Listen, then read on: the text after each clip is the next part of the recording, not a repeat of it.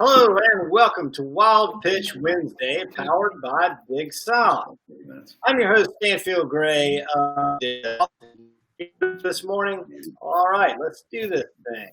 Each Wednesday, Dig South features one promising startup and several of our Dig Nation experts. The startups are selected from companies who will feature Dig South Tech Summit. Find info and updates at digsouthtechsummit.com. For those of you unfamiliar with us, Dig South is a tech media company that specializes in connecting leading global brands to the South's most scalable startups. Visit Dig South, the South's tech hub, at digsouth.com and the usual social media channels. Wild Pitch Wednesday will be rebroadcast on Dig South YouTube, LinkedIn, and Facebook pages. Following the broadcast, Harriet Parker of the Dig team will send out a recap of today's episode with links, opportunities, and more, including a special cloud credit deal from our sponsor, Oracle. Guests are invited to sit in on Wild Pitch Wednesday, ask questions, and connect directly with our Dig Nation membership community. Check out the brilliant benefits of joining Dig Nation at dignation.co. This week, we are running a Dig Nation virtual membership special. Get the pro-level Dig Nation membership at a 60% discount, just $19 a month. Join that super connected, kick-ass member group of tech executives, entrepreneurs, experts, and founders. Now, let's get on with the show. Today, our esteemed experts include Perry Light, North American lead, Market Connect with Oracle for Startups; Amy Love, Assistant Director of Technology, Innovation, and Entrepreneurship for Invest Atlanta; and Derek Willis, Investment Manager, SC Launch, which is a program of the SCRA. This episode of Wild Pitch Wednesday features Brandon Hall with ServeHub, the learning management platform teams use to stay on track with onboarding, training, and continuous development. Tune in today as CEO and co-founder Brandon Hall pitches on to our panel of experts. So without further delay, please welcome to Wild Pitch Wednesday, headquartered in Boone, North Carolina, Brandon Hall of ServeHub. Take it away, Brandon. Yeah, thanks, Stanfield. Let's jump up here. So yeah, my name's Brandon Hall. I'm the CEO, one of the co-founders. I also have my co-founder, Joel Wilcox, on the screen here as well. I do want to start with slide one. I don't know why it keeps jumping down there. So yeah, we're ServeHub, and we're helping social good organizations better onboard and train their volunteers and staff. So social good organizations, we're mostly talking about nonprofits in the nonprofit sector. And there's a big shift happening there in terms of their core volunteer bases aging out. So we're seeing a lot of millennials, Gen Z, digital natives getting into the volunteer force, as well as we're seeing a lot of the boomer generation retiring, leaving their corporate jobs and heading out into the volunteer workforce. And when they do that, they're expecting great technology solutions in that nonprofit space so that they can be equipped to be successful in the jobs that they're doing. And so we know that, the leading nonprofits, the ones that are making the biggest impacts in the communities around them, are adopting for-profit solutions. And what that basically means is that they're embracing good technology to equip their teams, their volunteers, their staff, so that they can create, better impact in their communities. And, we're seeing that even more so now over the past 90 days with COVID and the global shift to remote work.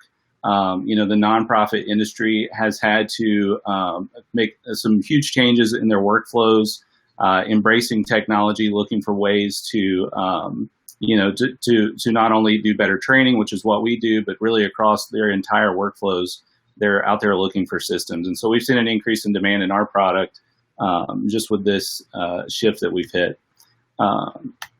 So the unfortunate reality is that most nonprofits are under-resourced and they're under-equipped. And what we see in terms of training is that they really, most of them have inefficient systems in place. And a lot of that revolves around in-person training. So if I'm a volunteer and I want to go serve at a local food pantry or a YMCA or Big Brothers Big Sisters, I've got to take time out of my schedule, not only, to do the actual work, but also to get trained. And so, we also see a lot of organizations that are doing no training at all, which, is a compliance and liability nightmare. It also leaves volunteers and staff feeling unsuccessful, which leads to volunteer churn and turnover. And that's the biggest, that's the biggest pain point that these nonprofits are seeing on their people side, is just volunteer retention. There's the old adage that it's 10 times more expensive to get a new customer than to keep an existing one. And they see a similar, result when it comes to recruiting volunteers and staff as well. So with ServeHub, we help take, these poor records, who's been trained, who hasn't been trained, and we help them move that online so they can track course completion and compliance for each of their volunteers and staff online. Within a large organization, there's a variety of different teams, and right now we see that those teams are all using different training methods. Although the content and the jobs may be different, with ServeHub, they can create a standardized process for training across the organization. And then I already mentioned, that the in-person training right now is schedule dependent. So we know that on a national average, a volunteer's hour is worth about $25 an hour. So if we can take that training, that hour that they're, hour or multiple hours that they're doing training, and move it online so that they come to the job already trained, we're creating better economic impact in the communities on behalf of those organizations. And so, it's 2020. There's tons of great software that exists out there. So where do we fit? So you'll see here on the left, we've got these volunteers. They're passionate, they're eager to give up their time, but they don't have the skill set to do the job that they want, or at least the compliance to do it. And so ServeHub is an onboarding and training platform. So we give these organizations the ability to create custom curriculums and training programs with assessments and certificates of completion. And on the other side, we have these, happy volunteers who are equipped and they're ready to go out and do the jobs. What we've learned so far is that all of these nonprofit and social good organizations are using a handful of the same people management tools. Those are going to be CRMs or volunteer management platforms. And we're working on partnerships. So we actually have 4 of these on screen. We're working on partnerships now. And so there's a real collaborative opportunity to add value to those organizations because none of them have training solutions. And so we're focused on, we closing accounts ourselves as a standalone solution, but also channel partnerships are a big focus for us in our sales strategy right now. So whenever I think about competition with what we're doing, there's really, there's the traditional LMS side. So a lot of the nonprofits out there, may be using one of these that you see on your screen. And the feedback and the experience that we see from our current customers and people we've talked to is that a lot of these they're out of date. It's a cumbersome workflow. They're trying to be all things to all people. Too many buttons is something we hear a lot with some of these. And our approach is to be a very powerful and effective solution, but to do one thing really well and focus on our user experience and having a very simple but powerful solution. I'll get into this in a minute, but the faith-based vertical is also part of our initial beachhead strategy. And so within the faith-based world, there are some specific solutions, but they're focused more on content than functionality. So for what we're doing, I like to say that we're a good hybrid of these two, but really focused on a better user experience, doing one thing really well than trying to be all things to all people. So in the US alone, there's 1.5 million nonprofits. And so if we take our current price points and we do sort of a bottom-up analysis for our total addressable market, we're looking at a market opportunity of 1.8 billion. And so the next question is, how are we selling? How are we going out and closing accounts to access this market? So in January, we were announced as one of 14 companies for a new program that blackbaud launched. And blackbaud is the largest software provider in the nonprofit sector today. And so we have an opportunity to be the only online training platform with a direct integration to their flagship product and their Sky API system. And so that's really our beachhead strategy right now. As a company, we're selling other accounts, but we're really super focused on maximizing our opportunity with blackbaud as a channel partner. They're doing right at $1 billion in annual revenue with 45,000 customers. And our short-term opportunity is a channel partnership. We have about 10 people from their team that are a resource to assist us to help us hit our growth objectives. And the long-term opportunity is blackbaud represents the type of company that we would want to do a strategic acquisition for in terms of our exit strategy. And so this is a slide from blackbaud just to kind of show some reference on where their priorities are and where the channel partnership lies. So you'll notice they're giving a TAM of $3.5 billion to nonprofits, and their faith-based, which is a new focus for them. They just launched a new product there. They're putting a $1.5 billion TAM on. So they've got a combined TAM of $5 billion. And we're directly focused on using our channel partnership to access those two verticals. That being said, with the technology in place, we will have access across all 9 of their verticals with the Sky API. So although our direct sales efforts are focused on those 2, we'll still be available across all 9 of their social good verticals.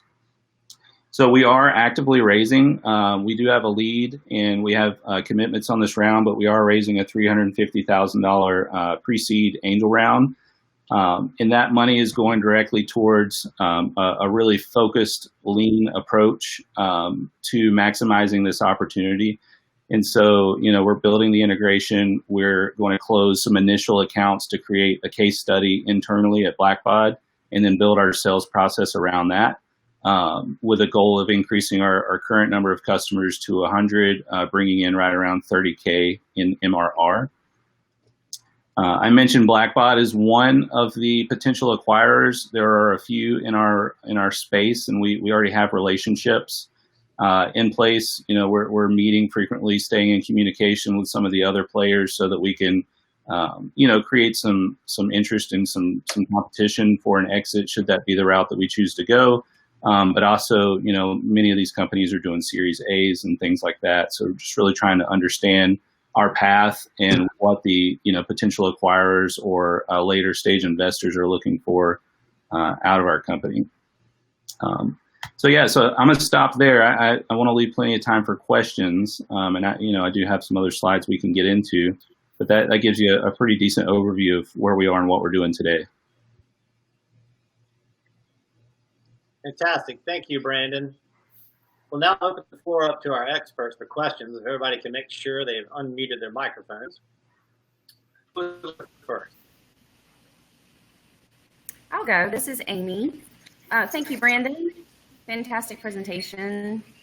I'm just curious about the technology. Can you just describe how it works? And then it sounds like you're working on an integration, which I guess is a new challenge. Yeah. So just interested to hear about the technology aspects.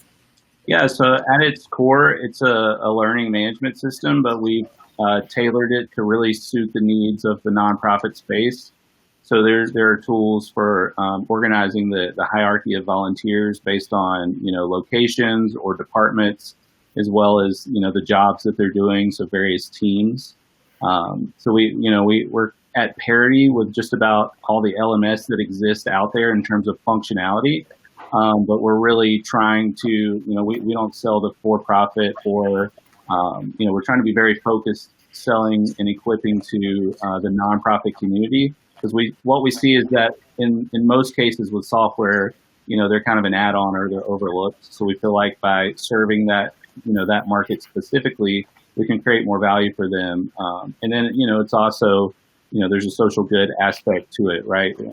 That's our mission, is to equip those organizations that are doing good in the communities so that, they can be more efficient and do more good. So there's a bit of, marketing and personality behind it, as well as some specific functionality tied to it. Brandon, question for you. I'm trying to figure out where the value is and where the users are going to be here. And I'm basing on my own experience. There's usually that one person within a school or a church that's the go-to guy. And if they're not there, nothing happens. Right. I went to, my kids went to preschool at Peachtree Presbyterian there in Atlanta, huge place. One lady ran everything. And if she wasn't around, then nothing happened. Will this software disseminate and help that person manage across the board? Is that your value there? You're the liaison between the staff and the volunteers? Is that what you're trying to do, is manage that little gap? Yeah, I think so. I mean, the reality is if that person's gone, their job's not getting done. And so what we really want to do is create an archive or a library of best practices and workflows and policies and procedures for that organization, so that if that person is out, number one, there's a system in place and people are trained to step up and fill that gap. But also, if they're not, there's an archive and a library for people to go to, so that they can learn, what that person was doing that was successful. Do you guys have the cost value of that person? Have you looked at, if they're gone, what's that costing the church or the school? Yeah, we have not done that, because it seems like it's so different based on the organizations, and there's definitely a clear differentiator between the nonprofit world and the faith-based world as well, and the way that ROI is communicated. In the nonprofit world, it's a bit easier because there's, we put the average of $25 per hour on, on a volunteer, so we can calculate what economic impact is. In the church world, it's a little harder to do that. We found that you have to find the right person, right? Typically within those organizations, you've got to find someone who's business minded, that's kind of tasked with that challenge. Sometimes if you're talking about a pastor or an executive director, they may be more charismatic in their mission and not so much in the organizational side. So, internally, we kind of have a list of key people that we talk to, and based on who we're talking to, we kind of tailor what that ROI might be for them. Yeah. To Amy's question, is this an app or is this software it's installed somewhere? Is this like a CRM, or is this mobile? Yeah, so it's a cloud-based software solution, so it's hosted on AWS. It is mobile responsive right now, so we don't have a mobile app out at this time, but it is mobile browser friendly. So, we have plenty of people that are taking their training courses on their phone. They get the next video via email, that kind of thing. Brandon, you mentioned the API with blackbaud. Does the solution, could you talk a little bit about the level of integration you have there, and are there other applications that prospects, customers might have that they want you to integrate, like CRM, analytics? I'm thinking even in the case that Derek mentioned, like with preschools, I know there's a big focus for them on volunteers and even employees having security training these days due to liability concerns and whatnot. Didn't know if anyone has asked you to integrate into systems like that, like key card or security, to say, yes, this person's trained, their card is active. Yeah, that's definitely a possibility, and some conversations that have been had. It's probably a little bit down the road from where we are today. So our most basic form of the integration is that they have a people management system, which is their source of truth. So that's their CRM. They don't want another login, another, password to track down for a training solution. So what we're doing at the enterprise level with these larger groups is, they get added to the CRM, which fires the API, which, based on the team they're on, the proper training, gets assigned to them. Once they take the training, it flags them in the CRM that they've been certified and they have that training. So it's a pretty basic integration, but at the same time, it gives us a lot of really valuable functionality for those CRMs, and it gives us a lot to build on too, as we're learning from their customer base and what's most needed. If I could follow up, you mentioned something about a channel partnership with blackbaud. So are they actually reselling your product, or is that more of a co-sell relationship? How does that work?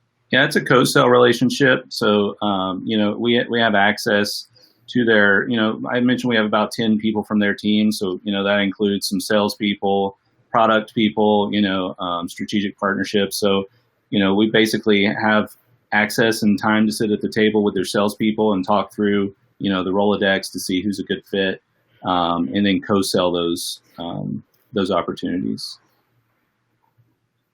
Okay. We are also available in their marketplace. So although our direct sales efforts is a co-sell, thing, current customers will be able to go to the marketplace, search for training solution, pull up ours, and then, complete that process that way as well. What's the perfect target look like? Sales target? Yeah, so I mean, for us, it's probably mid-sized right now. There's some big fish, some big whales there, but we're really focused on, organizations that are somewhere around 2,500 users. So based on our current price points, we're looking at 3 cents PPU, so 2,500 users, about $750 a month. That's our ideal target for sales. We're still learning their Rolodex too, and learning, the sizes of organizations that are there. So there are certainly a lot of smaller nonprofits that need us as well. But in terms of our direct sales efforts, we're focused at that kind of price point. And what would your cost of sale be to deliver on that size customer? Yeah, I mean, it's low because there's no ad spend, there's no customer acquisition costs outside of our team's time right now. Once we start, right now it's Joel and I staying pretty lean with this operation. Once we start bringing on salespeople, we'll have a better idea of what that cost of sales is going to be. So I can't put a solid number on it just yet. Sorry, and your typical sales cycle? Yeah, so far it's been around 60 days. I mean, that being said, with COVID and everything, we've certainly seen a bit longer sales cycles. And then we anticipate the larger organizations are going to be a little bit longer. The nonprofit world, they're working with annual budgets. And so learning their budget cycles and kind of when to time the sales process is going to be key for us. In most of your numbers that you cited, you were talking about market size, I think mostly in the U.S. Is that intentional, or do you plan to expand outside of that? Yeah, I think there's definitely an opportunity to expand outside of it. Just for us right now, it's the market we know, and that's where we're focused. blackbaud is a global organization, so as we start growing that relationship, there may be more and more opportunity to go outside the U.S. Apropos COVID, what are you seeing in terms of opportunity and taking advantage of that? Go ahead. Yeah, we've definitely seen an increase in demand. We signed a nonprofit out in Texas recently. It's kind of an interesting scenario that we weren't really aware of that we're seeing now, to where they have specific grants that require certain trainings in order to qualify for the grant money. And so, they can't do those trainings in person right now. And so they're looking for ways to satisfy the grant requirements with online training. So we're seeing that kind of stuff definitely coming up. Training's one of those things that's tricky because, you're training them for a job that they may also cannot do but if it's an in-person job, right? With events, if you think about marathons and 5Ks and things like that, all that kind of stuff's being postponed. But there's definitely, the disaster relief, the nonprofits that are out there that are, doing more work, seeing more demand, they have a bigger need for it. Yeah, absolutely. I mean, I've been working with groups that are trying to move PPE, and a lot of them are volunteers. They're looking for efficiencies. I mean, there's so much demand. Yeah. So, and I guess in terms of it sounds good that you've got some investment opportunities lined up. Are you feeling like the pandemic is impacting your ability to be at the table or close deals? Or are you feeling pretty good about this next round? Yeah, I think it's definitely impacted. I mean, January, February, and March, I was on the road pitching, raising money, had some great commitments. Most of those, kind of fell apart with everything that happened. We do have a lead still. We are in diligence with 2 different angel funds, but it's slow. I mean, it's definitely, I think people are investing, but it's a much slower process than maybe it was before all this has happened. And we're in a position where, I typically tell people we got a great team, a fast car, but we're running low on fuel. And, if we want to finish the race and make good on these opportunities, it takes capital to do that. So hopefully we're kind of coming on the other side of that, and we're going to start seeing, less tweets and more term sheets there, Derek. Yeah. Good. Brandon, you mentioned when you talk about low on fuel, how are things looking on the cost side? I would assume, where is your biggest cost? Is it on storage right now because you're a cloud company? No, I mean, really, our biggest focus right now is just on product development. I mean, we have a great product, but there's things that we want to shore up, that we want to just add more infrastructure, security. This specifically the blackbaud agreement does have a lot of requirements that for a young startup is capital intensive. To make sure that we're covered legally and liability wise. So really the bulk of our expense right now is going into product development. And today, I'll say this: we're a training platform today. There's other opportunity and other things on the roadmap, that we're aware of that we believe will, even create a bigger differentiator. Right now we look at LMS as a competition. We want to get to a place where we have, a wider feature set that solves, sort of in line with that same onboarding. Think about applications and, uploading documents, kind of that whole job process from, okay, I'm a volunteer and I want to get plugged in with this volunteer opportunity. What are the steps that have to happen? Training is really just one of those right now. And so we have an opportunity as we continue to grow our product to kind of be the solution for that process. What's your current cap table look like? It looks like you got your friends, family, anybody around that in this next round. Where are you anticipating getting this next money from? Yeah, so it's angel money and it's a convertible debt. So right now our cap table is fully in place with just Joel and I.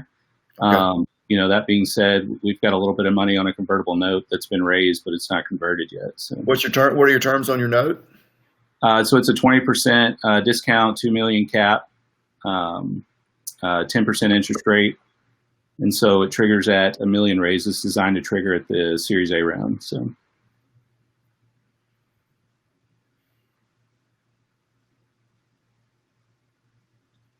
Great. It looks like we have time for 1 to 2 more questions. Anything else? Brandon has really covered it all, done a thorough job today. Do we have Harry, Derek, Amy, and any last thoughts? Good. Good job. Fantastic job, Brandon. Thank you. So, Dig South will, of course, like to thank Brandon Hall, ServeHub, and our esteemed experts here today for joining us on Wild Pitch Wednesday. Wild Pitch Wednesday will be rebroadcast YouTube, LinkedIn, and Facebook pages. And following the broadcast, Harriet Parker of the Dig team will email a recap of today's episode with links, opportunities, and more. Harriet is going to jump in the view here and share with our audience a special offer from Oracle. How's it going there, Harriet? Great. Thanks, Sam. And thank you all and all the guests for Wild Pitch Wednesday. That was awesome. Dig South would like to give a big shout out to our partner, Oracle, whose mission is to help startups grow and flourish. If you are a member of Dig Nation, a startup of any size in the B2B, B2C tech space, looking for mentorship, access to global customers, and migration and tech support, this is the opportune time to sign up with Oracle for Startups. Because right now, they are offering $2,000 of free cloud credits to Dig Nation members. I'll email this information to you all, to the attendees that joined today, and a recap. Thank you. Thanks, Harriet. So if you'd like to join our community of super connected tech executives, entrepreneurs, experts, investors, and founders, just surf on over to details at dignation.co. That's dignation.co. We are all getting ready for the rebound, people. This is Stanfield Gray of Dig South, your host of Wild Pitch Wednesday, signing off. Thanks for doing this.